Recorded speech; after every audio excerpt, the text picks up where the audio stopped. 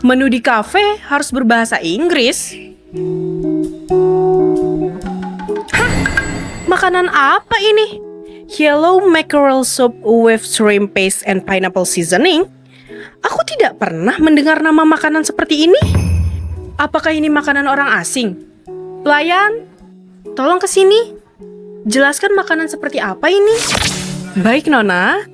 Makanan ini adalah makanan khas dari Pulau Bangka. Resepnya pun sudah diturunkan dari generasi ke generasi.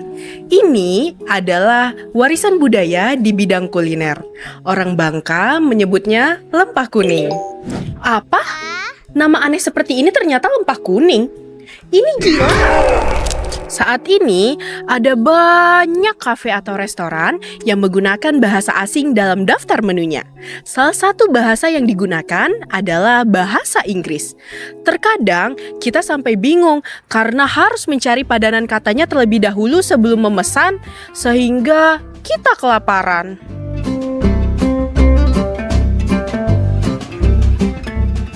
Lalu, kenapa sih para pelaku usaha tidak menggunakan bahasa Indonesia dalam daftar menunya? Contohnya ialah cookies and cream. Bisa diganti menjadi cookies dan krim. Ice leci tea dapat diganti menjadi es teh leci. French fries dapat diubah menjadi kentang goreng. Dan cheesecake dapat diganti menjadi cake keju. Masih tetap keren kan? Manfaat menggunakan bahasa Indonesia di menu kafe atau restoran sangat banyak. Pertama, pelanggan lebih mudah untuk memahami produk yang dijual. Kedua, menunjukkan identitas lokal yang kuat. Ketiga, mendukung politik bahasa nasional. Menggunakan bahasa Indonesia justru menunjukkan kebanggaan kita terhadap bahasa yang kita miliki. Bahasa Indonesia merupakan pemersatu bangsa yang harus kita jaga dan lestarikan. Namun, bukan berarti kita antipati terhadap budaya luar atau tidak boleh menggunakan istilah asing sama sekali. Kita harus bijak menyikapi hal itu. Jika sebuah istilah sudah memiliki padanan dalam bahasa Indonesia, mengapa tidak kita gunakan? Jadi, apa yang harus kita lakukan?